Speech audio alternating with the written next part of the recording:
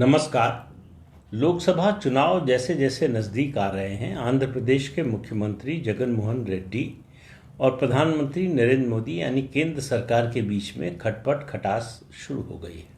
5 साल दोनों के रिश्ते बहुत अच्छे चले। 5 साल तक जगन मोहन रेड्डी ने लोकसभा राज्यसभा दोनों जगह सरकार का समय समय पर समर्थन किया, सहयोग किया और बदले में केंद्र सरकार ने जितनी भी मदद हो सकती थी जगन मोहन रेड्डी की सरकार को, राज्य सरकार को, वो सब मदद दी। जो जो उनका बकाया था बंटवारे के बाद, प्रदेश के बंटवारे के बाद पैसा जो मिलना था वो दिया और उसके अलावा दूसरे प्रोजेक्ट्स के लिए जो पैसा रुका हुआ था वो सब दिया। तो जो भी मदद चाहिए थी केंद्र सरकार से जगन मोहन रेड्डी को, वो सब मिलती रही। अब मामला फंसा है एक मुद्दे पर, प्रधानमंत्री आवास योजना ग्रामीण। और ये मामला जो है पश्चिम बंगाल में भी वैसे फंसा हुआ है।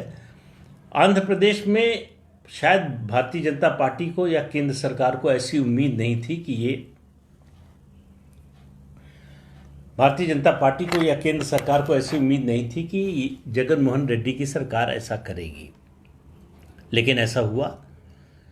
राज्य सरकारें क्या करती हैं, कोशिश करती हैं केंद्र की जो अच्छी योजनाएं होती हैं उनका नाम बदलकर कोई अपना नया नाम रखकर उसको इस तरह पेश करने की कोशिश करती है जैसे कि ये राज्य सरकार की योजना हो। यही काम जगन मोहन रेड्डी ने भी प्रधानमंत्री आवास योजना ग्रामीण के साथ किया।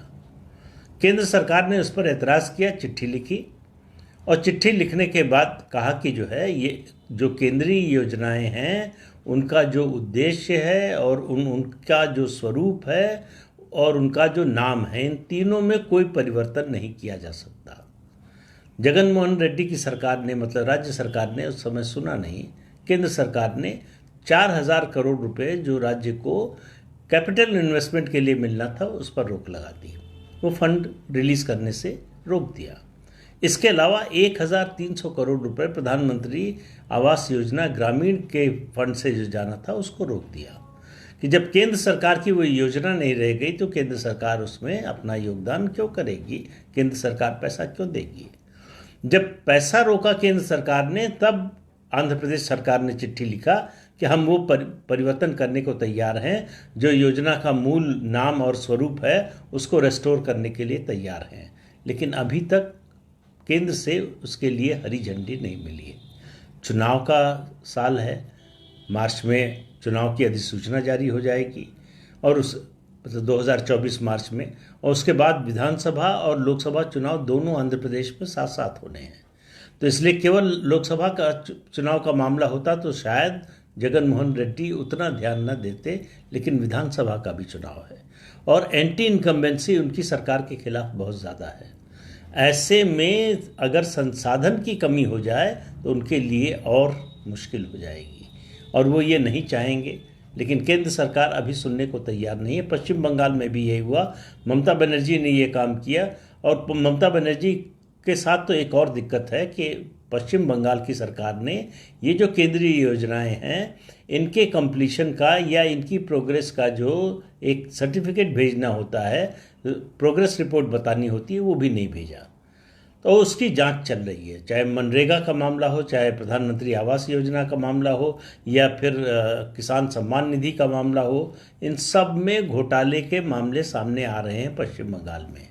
लेकिन आंध्र प्रदेश में की स्थिति, आंध्र प्रदेश की राजनीति में थोड़ा बदलाव आ रहा है। अभी 2 दिन पहले चंद्रबाबू नायडू को जमानत मिली है।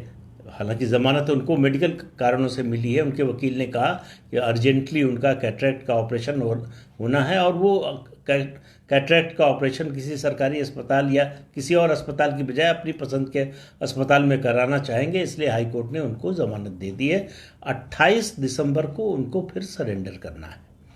लेकिन बात असली ये है कि राजमुंदरी से जब निकले हैं, जेल से निकलकर चले हैं चंद्रबाबू नायडू, तो सड़क के दोनों ओर भारी भीड़ थी। 3.5 घंटे का रास्ता उन्होंने 11.5 घंटे में कवर किया।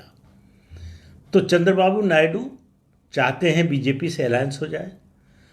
उसके अलावा जनसेना पार्टी के पवन कल्याण भी चाहते हैं, वो तो टीडीपी से अपने अलायंस की घोषणा भी कर चुके हैं। और बीजेपी अभी तक तय नहीं कर पा रही है कि अलायंस करें या नहीं करें। बीजेपी के पास आंध्र प्रदेश में कुछ नहीं है प्रधानमंत्री के नाम के अलावा।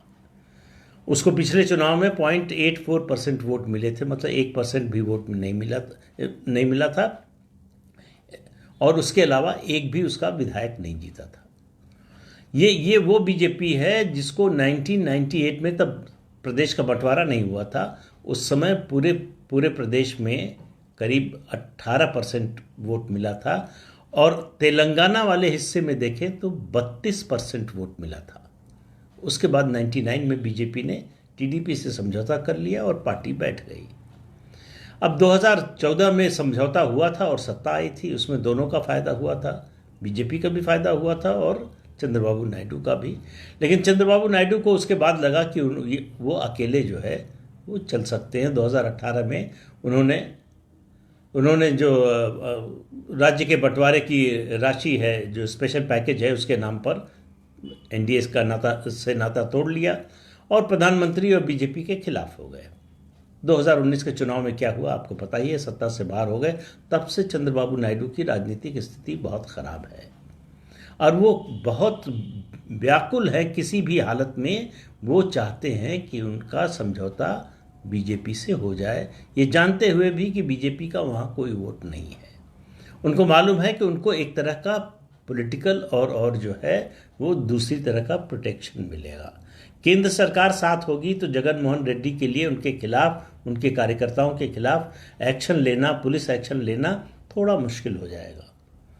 और चंद्रबाबू नायडू को लगता है कि वो बीजेपी को मदद करने की स्थिति में, बीजेपी आंध्र प्रदेश में जहां पहुंच गई है वहां से वो उसको ऊपर ही ला सकते हैं। तो ये अलायंस होगा कि नहीं पता नहीं है। पवन कल्याण लगे हुए हैं कि किसी तरह से बीजेपी और टीडीपी का अलायंस हो जाए। चंद्रबाबू नायडू चाहते ही हैं, लेकिन जगन मोहन रेड्डी से अगर इस तरह से ये खटास बढ़ी संबंधों में बीजेपी की, और उसके अलावा अगर बीजेपी को लगा कि एंटी इनकम्बेंसी और बढ़ती जा रही है जगन मोहन रेड्डी के खिलाफ, तो बीजेपी टीडीपी से समझौता कर भी सकती है। तो आने वाले दिनों से मेरा मतलब है महीने डेढ़ महीने के अंदर, और ज़्यादा से ज़्यादा जो है 3 दिसंबर को जब ये 5 राज्यों के विधानसभा चुनाव के नतीजे आ जाएंगे, उसके बाद आंध्र की स्थिति स्पष्ट होगी कि बीजेपी टीडीपी से समझौता करेगी या नहीं। 28 दिसंबर तक जेल से बाहर है चंद्रबाबू नायडू, तो बातचीत में भी आसानी होगी। तो बीजेपी को तय करना है कि अलायंस करके चुनाव लड़ना है टीडीपी से या अकेले लड़ना है। उसकी ताकत अकेले लड़ने की है नहीं। तो ऐसे में टीडीपी के साथ जाने में उसको फ़ायदा है या नहीं, और उसका राष्ट्रीय स्तर पर क्या फ़ायदा मिलेगा, ये सब देखना है। और जगन मोहन रेड्डी जिन्होंने 5 साल साथ दिया है, क्या उनके खिलाफ हो जाए पार्टी, ये भी एक सवाल होगा। ये एक नैतिक सवाल होगा, राजनीतिक नहीं, क्योंकि दोनों पार्टियों का मेल नहीं हो सकता। हालांकि एक समय था जब जगन मोहन रेड्डी चाहते थे कि वो एनडीए में शामिल हो जाएं और एनडीए के साथ चुनाव लड़ने को भी तैयार थे, लेकिन बीजेपी तैयार नहीं हुई, क्योंकि उनके खिलाफ भ्रष्टाचार के जितने मामले चल रहे हैं और जिस स्टेज पर है उनकी जांच और उनका मुकदमा, उसमें उनके कभी भी जेल जाने की आशंका बनी हुई है। इसलिए बीजेपी उनको अपने साथ उस तरह से जोड़ना नहीं चाहती अलायंस के रूप में। और अब तो अलायंस का जो है, कम से कम चुनाव की दृष्टि से जो है, अलायंस का कोई सवाल नहीं है 2024 के लिए। तो क्या बीजेपी जगन मोहन रेड्डी के खिलाफ खुलकर सामने आएगी, ये एक सवाल है जिसका जवाब दिसंबर महीने में मिलेगा। तो इस अंक में इतना ही, अगले अंक में फिर मिलेंगे। नमस्कार।